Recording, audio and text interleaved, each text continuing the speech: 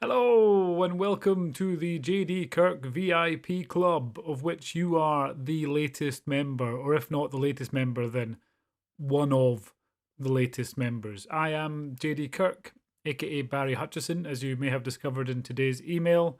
I just wanted to make this little video to welcome you from my office here in Fort William in the Highlands of Scotland, right next door to JJ's Cafe, as seen in the DCI Logan series. It is currently the 10th of February as I make this video, 2021.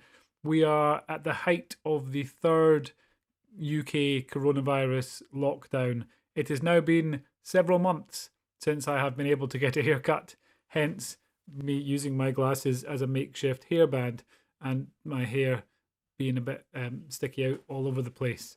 I don't normally look like this.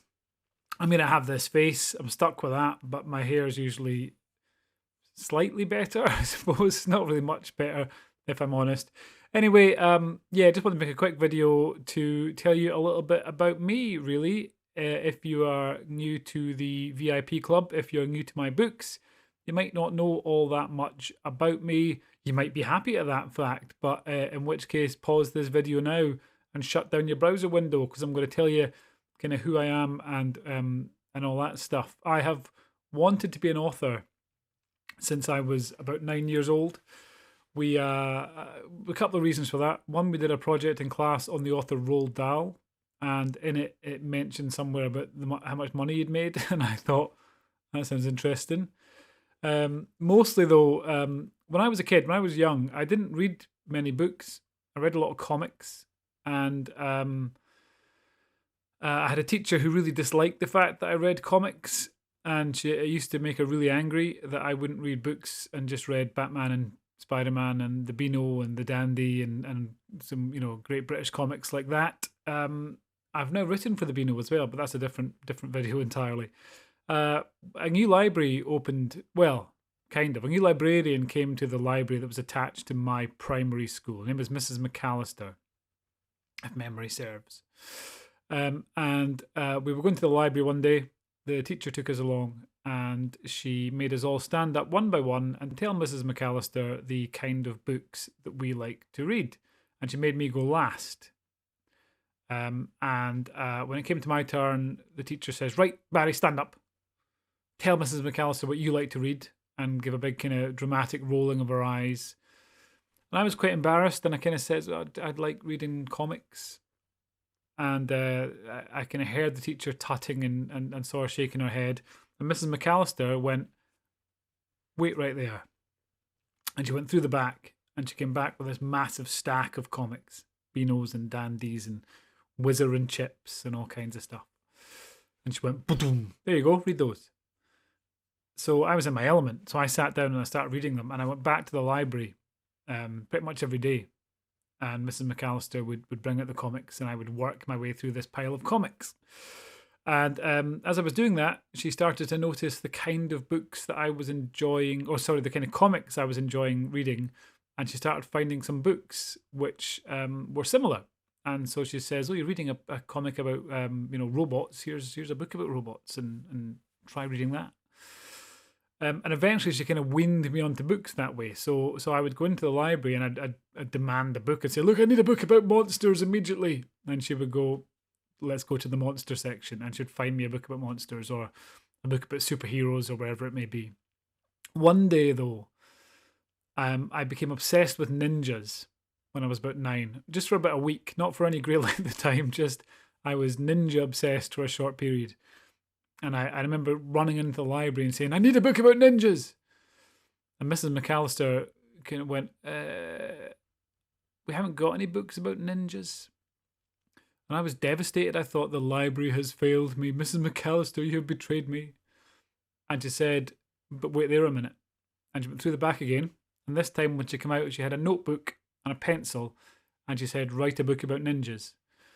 And I sat in the corner in the library on one of the comfy chairs. And I wrote this, or started writing this awful short story. And I took it away with me and I wrote some at home. And over about a week, I wrote this story and I brought it back into her and I showed her it. And to her immense credit, because it was bloody awful, I should stress, She wrote my name on the spine of the notebook and she put it on the shelf next to the other books. And you know how in like movies and cartoons you get that moment when the clouds part and there's that big shaft of light, oh, comes down, choir of heavenly angels. That's what it was like seeing my name on that book on that shelf in that library. And something switched in my head and I thought, this is what I want to do. And then conveniently enough, a couple of weeks later, I found out that Roald Dahl was filthy rich. So that cemented that put the final nail in that coffin. And I knew I wanted to be an author. It took me a while. I wrote a lot through primary school and secondary school. When I was 17, I wrote a film script for a film called Curse of the Bog Women, set here in the Highlands. It's kind of a comedy horror. And that got picked up by a production company in New York. And I thought, fantastic! Fame and fortune awaits. I'm going to be filthy rich and live in a palace made of gold on the moon or somewhere, maybe not the moon, but somewhere nice. And a couple of weeks after the company bought that script, the company went bankrupt and the film never happened. But not one to be deterred easily. I wrote another film script that was called Making a Killing, and it was set in Glasgow. It's about two brothers who try and become hitmen with hilarious consequences. A few weeks after I wrote that, a British film company picked that up, and I thought, this time, fame and fortune awaits. 2 weeks after that, that company also went bankrupt, lost all of its money and went out of business. So at that point, I decided to stop writing film scripts before I single-handedly put every film company in the world out of business. And I started writing for newspapers and magazines and websites. The internet was kind of just kicking off then, so I started writing some stuff for websites. And then nothing really major. Did some proper jobs. Turns out not very good at doing proper jobs. Got fired from about 14 proper jobs in 8 years.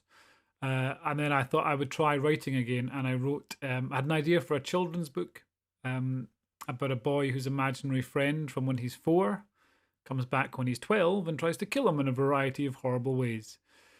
Wrote that, managed to get an agent from it. My agent then pitched it to HarperCollins Children's Books, and they came back and said, we like this. Can you do 6? And I said, yep. And they went, can you give us the outlines for the next 5 by 2 o'clock this afternoon because we have a meeting about it? And I went, yep. And sat down and wrote the outline for 5 books in about an hour. Sent those off. HarperCollins says, all right, we'll take all 6 books. And I ended up writing 150 kids' books in total under a variety of names over the course of about 10 years. And then in 2016, I was asked to go and talk at a high school about how children could publish their own work. And I had absolutely no idea about how children could publish their own work. As far as I was concerned, you just typed up a book, you emailed it to a publisher in London, and 1 to 2 years later, a book arrived in the post and appeared on bookshelves. That was my entire understanding of the process. But they were offering to pay me money to come and talk about it, so I thought I will bloody well learn how to publish your own book. And I published a comedy sci-fi book on Kindle called Space Team. And it is safe to say that Space Team changed the entire course of my life. Almost immediately it started outselling all my children's books combined. That wasn't difficult particularly, I should stress. My children's books were not making a lot of money. Most children's authors don't make much money. Most of their income comes from speaking events at schools and festivals and libraries and stuff. So but quite quickly, Space Team started outselling my kids' books. And so I thought I would write Space Team 2. And then I wrote Space Teams 3 to 12. And then I wrote a 3-book spin-off series and a collection of short stories. And the first in another series called The Sidekicks Initiative, which is a comedy superhero series. And then I met an author called LJ Ross, Louise Ross. We were doing an event speaking in Glasgow together. And she was talking about her fantastic and fantastically successful crime series.